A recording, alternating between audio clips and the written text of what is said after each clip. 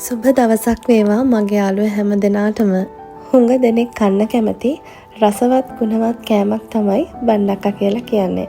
ඉතින් මම මේ බණ්ඩක්කා විදි කීපයකටම ගෙදර හදනවා. එහෙනම් දැන් අපි බලමු කොහොමද මේක හදන්නේ කියලා. මම මෙතනදී මුලින්ම කරන්නේ හොඳ ටෙම්පරාදුවක් හදා ගන්නවා. ඉතින් වාදනයක් ලිපට තියලා ඒකට අවශ්‍ය කරන අඩුම කුඩුම ටික සේරම දාලා ඉතින් හොඳින් ටෙම්පරාදුවක් තමයි මුලින්ම හදාගන්නේ. ඊට පස්සේ තමයි මම එකට කපාගත්ත බණ්ඩක්කා ටික එකතු කරන්නේ. ඉතින් මේ විදියට හදන හුඟ දෙනෙක් ඉන්නත් පුළුවන්. ඉතින් දන්නේ නැති අයත් ඇතිනේ. ඉතින් එයාලටත් බලන්නත් එක්ක තමයි මම මේ වීඩියෝ එක ෂෙයා කරගන්න හිතුවේ. ඉතින් ඊට පස්සේ මම ඒකට ලුණු කුඩු ටිකක්, උළුහාල්, කහ ටිකක් දාලා හොඳින් කලවම් කරලා මේක හොඳට වහලා තෙලෙන් තමයි මලව ගන්න ඕනේ. ඉතින් අපි අමතරව තෙල් එකතු කරන්නේ නැහැ. අපි කලින් ටෙම්පරාදුවට එකතු කරපු තෙල් ටික තියෙනවනේ. ඉතින් ඒ තෙලෙන් තමයි මේක මැලවෙන ගමන් අමු ගතිය යනකම් හොඳින් බැදෙන්නේ.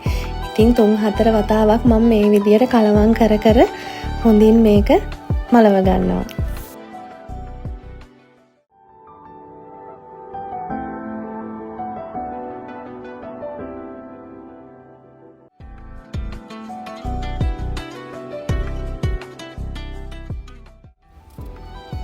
බණ්ඩක්කා ටික මේ ගානට හොඳින් බැදිලා මැලවුණාට පස්සේ මම ලූණු ටිකක්, අවු මිරිස්, මාළු මිරිස් ටිකක් එකතු කරලා ඒ වගේම සුදු ලූණු එහෙම එකතු කරගන්නවා.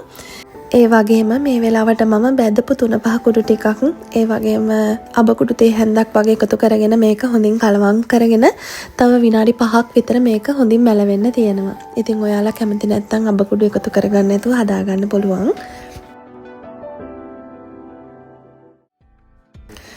ඊට පස්සේ කරන්නේ මම හොඳින් හදාගත්ත උක්කු පොල් කිරි ටිකක් මේකට එකතු කර ගන්නවා.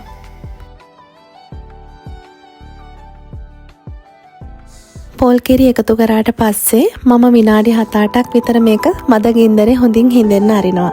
ඉතින් එහෙම තමයි මම මගේ බණ්ඩක්කා ව්‍යංජනේ හදාගන්නේ. එහෙනම් ඔයාලත් මේ විදියට හදලා රසමට කියන්නකෝ. අලුත් දවසක එහෙනම් අපි අලුත් වීඩියෝ එකකින් ඉක්මනින් මුණ ගැහෙමු. ඔයාලා හැමෝටම සුබ දවසක්.